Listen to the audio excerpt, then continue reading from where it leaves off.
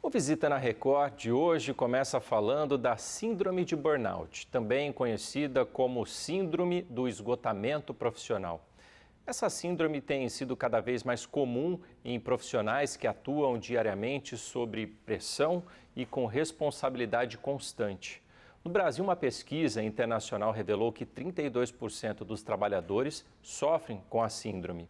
Os pacientes com o distúrbio têm direitos trabalhistas e previdenciários assegurados. Para a gente falar sobre esse assunto, eu recebo aqui no Visita na Record a psicóloga Jaqueline Diniz. Jaqueline, muito obrigado. Seja bem-vinda ao Visita na Record. Obrigada. Sente-se, por favor. Bom, para quem está nos acompanhando agora e que ainda não consegue identificar ou não sabe o que é a síndrome de burnout, Jaqueline, como é que a gente pode apresentar, né? Tem sintomas? Quais são os principais que a pessoa pode identificar? Eu chamaria o burnout de um colapso físico e mental. E sim, ele tem sintomas e tem estágios que são possíveis de ser identificados. Né? Quando a gente fala de burnout, é importante a gente entender que ele tem os 3 pilares, e esses pilares eles vão sustentar o aparecimento dos sintomas, que eles são gradativos e estão muito correlacionados como se fossem camadas mesmo do próprio transtorno. Eu vou atingindo estágios, assim, níveis. Perfeito. O que eu consigo identificar ali como um sintoma principal, assim? Tem um deles? Sim, o sintoma clássico é o esgotamento causado pelo trabalho. Tá. E eu diria que o clássico do burnout é a despersonalização. Que é quando a gente começa a se relacionar com o trabalho como se ele fosse a nossa única prioridade e o abandono das nossas próprias necessidades. Tá. E claro, né, a gente tem como um dos últimos estágios dele, um estágio mais complexo, a depressão, que a gente vai diferenciar a depressão clássica, a depressão comum, de um burnout quando tem uma causa relacionada diretamente às atividades ocupacionais, né?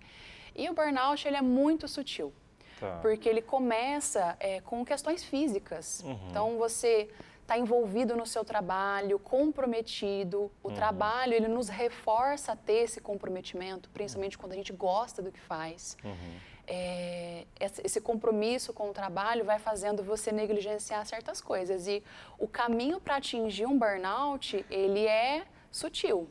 Como, por exemplo, faço muita hora extra, deixo de ter meu momento com os amigos, começo a levar o trabalho para casa ou tenho uma dificuldade de me desligar do trabalho.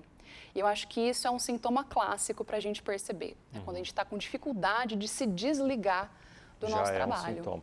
É aquilo que é aquela frase que muita gente fala: fulano está vivendo para trabalhar, e a gente acha que está tudo certo, mas não está tão certo assim. É essa clássica frase. A gente Se você está começando a ouvir isso, fica atento. Que não está muito certo ali. É sobre Agora, isso. por exemplo, você falou da depressão, né?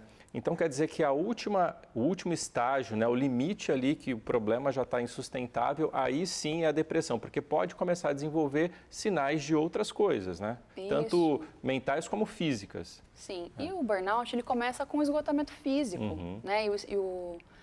Parte da complexidade é chegar na depressão. Então, você começa primeiro se alimentando mal, dormindo mal, com dores articulares, problemas, por exemplo, uma compulsão alimentar ou outras compulsões. Então, ele não começa diretamente com a depressão. A depressão ela é o estágio crítico, quando o burnout já está instalado. Digamos assim, que é quase como se fosse o subsolo do burnout. Quando você atinge a depressão, é porque você já está dentro do burnout e no estágio crítico.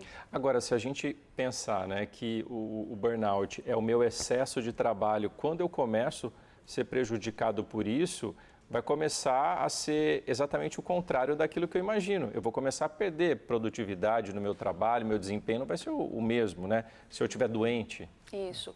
Na verdade, é importante a gente ter um entendimento do papel do trabalho na nossa vida e entender que para eu trabalhar bem, eu preciso ter os meus pilares humanos atendidos. Tá. Então, as minhas necessidades de vida social, a minha necessidade de saúde mental, as necessidades da empresa instalar, a ocupação, o trabalho em si, instalar no ambiente formas de trabalhar com que as pessoas conheçam o burnout e evitem ele.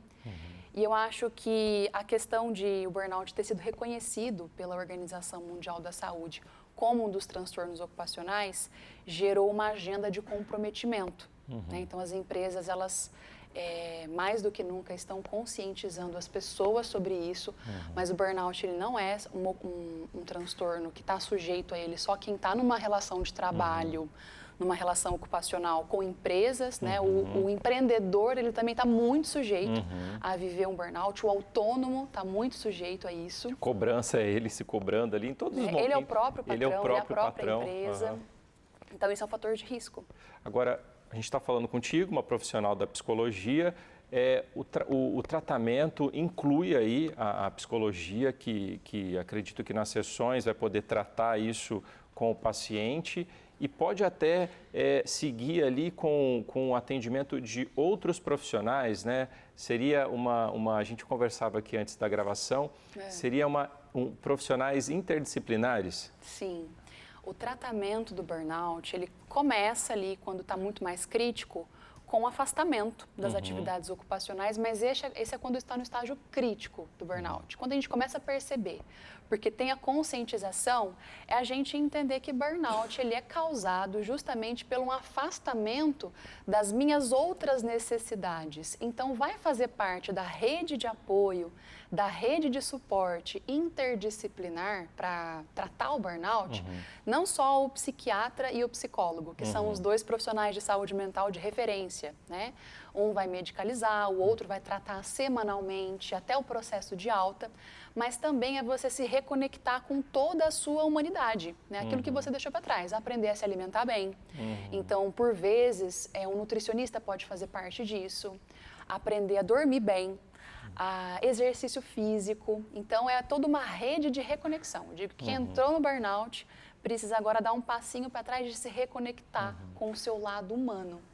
Ô, Jaqueline, agora eu imagino que esse processo de se reconectar é uma tarefa bem difícil, porque né, quem acaba desenvolvendo, né, a síndrome é porque tem esse apego, como a gente disse anteriormente.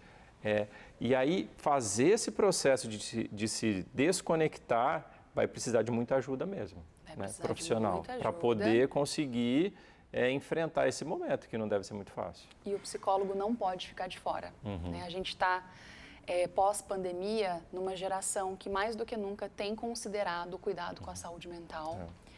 Mas nem sempre o trabalho do psicólogo está acessível a todos, né? Principalmente quando a gente pensa em vias de chegada pela rede pública, né? Você acessar esses serviços pela rede pública, mas não pode ficar de fora.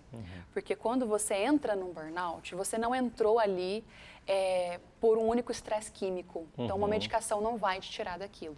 Você precisa de uma reestruturação cognitiva, precisa de uma reestruturação das suas crenças, de quem você é, do papel do trabalho na sua vida, do seu próprio valor. Porque um trabalho que ele é exclusivo do psicólogo é esse trabalho de reestruturação cognitiva, que é as minhas cognições, as minhas crenças de mundo, quem eu acredito que eu sou, o papel que eu coloco o trabalho na minha vida.